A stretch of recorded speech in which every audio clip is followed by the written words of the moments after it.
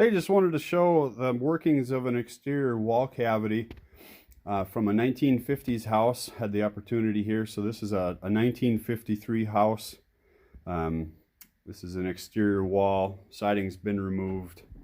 Starting from the outside, we got full 3/4 inch lap clapboard.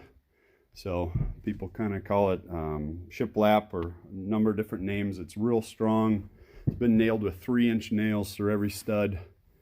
Real strong dimensionally and shear value.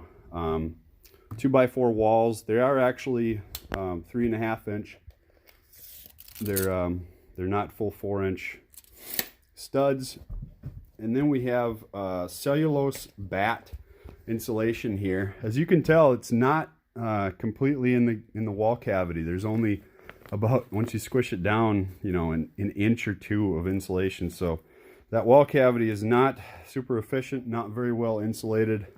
These are just batts that are nailed in onto the studs. It's like a craft face. And then we have a felt paper with some sort of metallic radiant barrier that goes over the studs. And then there's this buffalo board. They actually have it on laps too, so it's in panels, and they nail that to the studs, and then they plaster over that. So this is lath and plaster on the interior here. And the buffalo board is for rigidity and for extra insulation. That kind of creates a thermal barrier, thermal bridge from the exterior stud. So I just kind of thought this assembly was interesting.